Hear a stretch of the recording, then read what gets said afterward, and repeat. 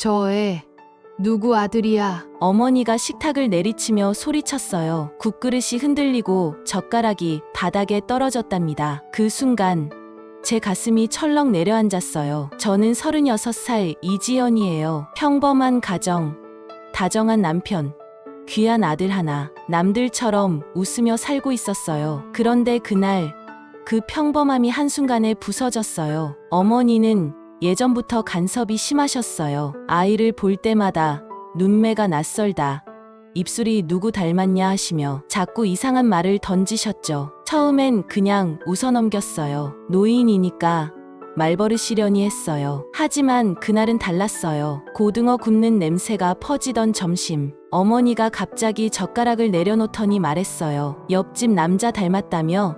확인해봐야겠다. 공기가 멈췄어요. 남편은 숟가락을 든 채 굳었고 저는 귀를 의심했어요. 아이를 바라보는 어머니의 눈빛엔 의심이 아니라 확신이 서 있었어요. 어머니, 지금 무슨 말씀이세요? 제가 떨리는 목소리로 묻자 어머니는 단호하게 말했어요. 그냥 친자검사 한번 해보자. 그 순간 남편이 고개를 들었어요. 지연아, 그냥 한번 하자. 확실히 하면 엄마도 그만하실 거야. 그 말이 제 심장을 찔렀어요. 숨이 막혔어요. 억울하고 서러웠어요. 그동안 함께 쌓아온 신뢰가 검사 한번 하자는 말 한마디에 흔들리는 게 믿기지 않았어요. 아이의 젓가락이 떨어지는 소리가 들렸어요. 아이는 무슨 일인지 모르고 작은 손으로 제 팔을 잡았어요. 엄마, 나 밥 다 먹었어. 그 말에 눈물이 왈칵 쏟아질 뻔했어요. 저는 자리에서 일어나 말했어요. 밥은 천천히 드세요. 전 아이 재울게요. 그리고 방으로 들어왔어요. 문을 닫는 순간 다리가 풀렸어요. 바닥에 주저앉아 숨을 고르다 결국 울음이 터졌어요. 그날 밤 잠을 이룰 수 없었어요. 남편은 아무 말도 하지 않았어요. 서로 등을 돌린 채 낯선 사람처럼 누워 있었어요. 휴대폰 불빛만 새어나오던 새벽, 남편이 나지막하게 말했어요. 엄마가 병원 알아봤대. 내일 가자. 그 말에 눈물이 멎었어요. 이제 정말 믿음이 끝났구나 싶었어요. 저는 조용히 대답했어요. 그래요. 그렇게 하세요. 그 다음 날 병원으로 가는 차 안은 숨이 막힐 만큼 조용했어요. 아이만 창밖을 보며 노래를 불렀어요. 그 순진한 목소리가 가슴을 더 아프게 했어요. 병원 복도는 길고 차가웠어요. 피를 뽑고 서류를 썼어요. 어머니는 간호사에게 물었어요. 결과 언제 나와요? 빨리 볼 수 있죠? 그 말에 주변 시선이 쏠렸어요. 저는 얼굴이 화끈거렸어요. 부끄러웠어요. 집으로 돌아오는 길, 남편은 아무 말도 하지 않았어요. 저는 창밖만 봤어요. 그 침묵이 더 아팠어요. 그날 밤, 아이가 제 무릎 위에서 잠이 들었어요. 작은 손이 제 손을 꼭 잡고 있었어요. 저는 속으로 수백 번 다짐했어요. 나는 아이의 엄마야. 누가 뭘 해도 그 사실은 변하지 않아. 그러나 마음 한켠에서는 알았어요. 내일, 그리고 그 다음 날, 이 집의 공기는 예전으로 돌아가지 못할 거라는 거요. 그날 어머니의 말 한마디가 우리 가족의 삶을 완전히 바꿔놓았어요. 믿음은 깨졌고, 사랑은 흔들렸고, 집 안의 공기는 무너졌어요. 그날 밤, 부엌 불빛이 유난히 차갑게 느껴졌어요. 저는 아이를 품에 안고 그 불빛을 바라봤어요. 눈물이 볼을 타고 흘러내렸어요. 그리고 조용히 중얼거렸어요. 그날 식탁 위에서 모든 게 무너졌어요. 그날 이후 집 안은 무겁게 가라앉았어요. 남편은 말이 없었고 어머니는 하루에도 몇 번씩 전화를 걸어 결과 언제 나오니? 하고 물었어요.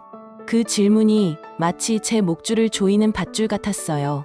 저는 하루하루를 버티듯 살았어요. 밥을 차려도 젓가락이 손에 안 잡혔어요. 아이의 웃음소리가 들려도 마음이 흔들렸어요. 그 순수한 웃음이 죄 없는 증거처럼 느껴져서 더 아팠어요.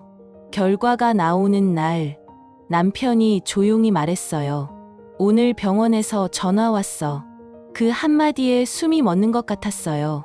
저는 아무 말도 하지 않았어요. 이미 마음은 결론을 알고 있었거든요.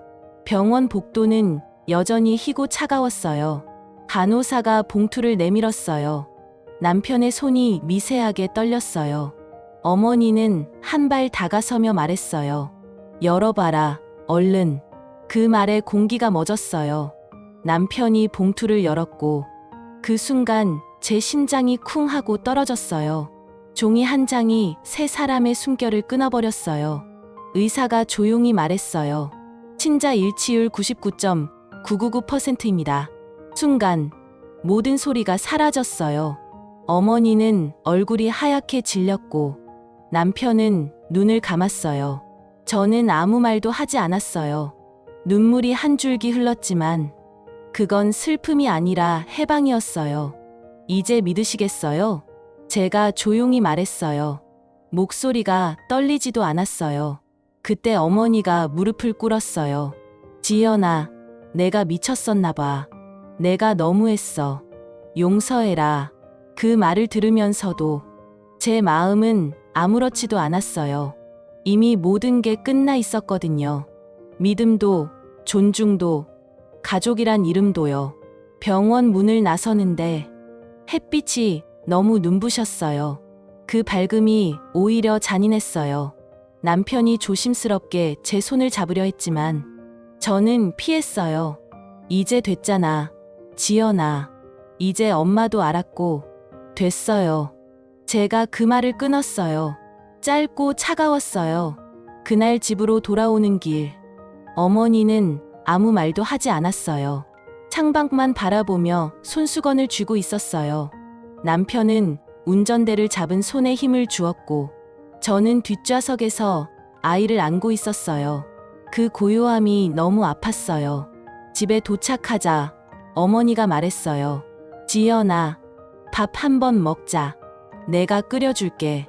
저는 고개를 저었어요. 괜찮아요, 어머니. 이젠 쉬고 싶어요. 그리고 현관문을 닫았어요. 그 소리가 묘하게 시원했어요. 그날 밤 남편이 말했어요. 미안해. 정말 미안해. 저는 그 말을 들으며 생각했어요. 미안하다는 말이 이렇게 가벼운 거였구나. 그가 아무리 사과해도 믿음은 돌아오지 않았어요. 침묵이 길었어요. 그 침묵이 이제 우리 가족의 언어가 됐어요.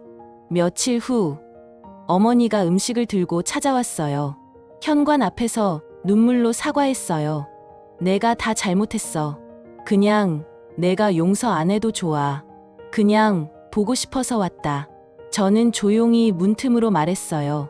어머니, 전 괜찮아요. 이제 너무 늦었어요. 문을 닫고 나니 손이 떨렸어요. 후회보다 공허함이 먼저 밀려왔어요.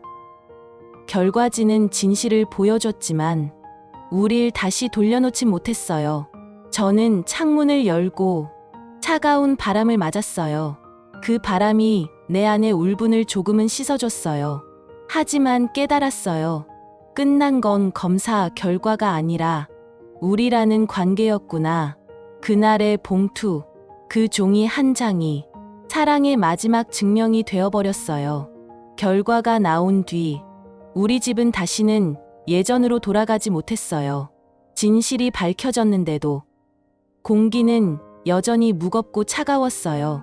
어머니는 자주 전화를 걸어왔어요. 지연아, 내가 잘못했어. 밥 한 번 같이 먹자.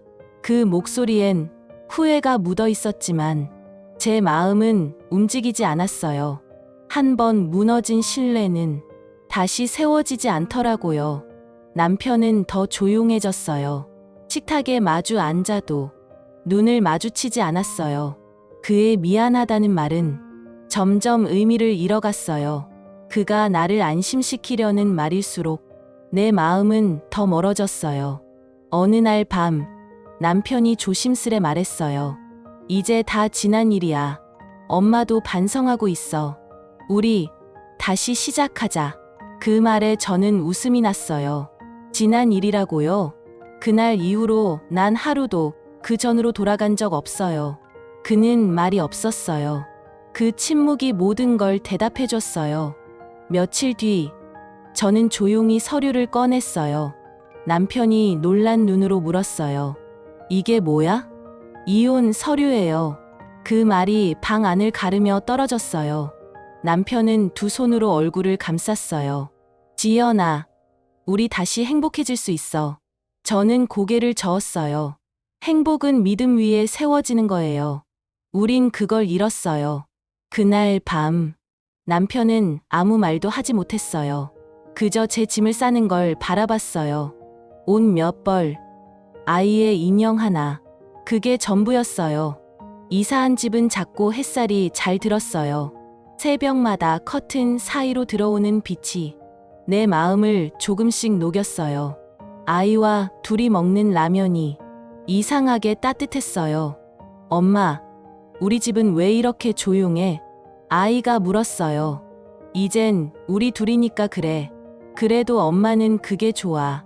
그 말에 아이가 웃었어요. 그 웃음 하나면 충분했어요. 시간이 흘러 동네에서 소식이 들려왔어요. 남편과 어머니는 여전히 같은 집에 살고 있대요. 어머니는 매일 미안하다며 울고 남편은 사람을 잘 만나지 않는다 했어요. 그 말을 들었을 때 가슴이 아프지 않았어요. 이제 그들의 후회는 내 몫이 아니었어요. 가끔 남편에게서 문자 한 통이 와요. 아이는 잘 지내? 저는 짧게 답해요. 응, 잘 지내. 그 한 줄이면 충분해요. 그는 또 말해요. 보고 싶다. 저는 더 이상 답하지 않아요. 이미 모든 감정은 그날 봉투와 함께 끝났으니까요. 밤마다 창가에 앉아 생각해요. 그날의 식탁, 그날의 말, 그날의 침묵, 모든 게 떠나갔지만 하나만 남았어요. 나는 나를 지켰다. 지금은 아이와 함께 산책을 해요.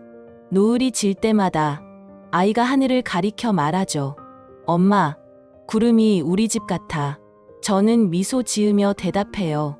그래, 이제 우리 집은 구름처럼 가벼워야 해. 이제는 원망보다 평화를 선택했어요.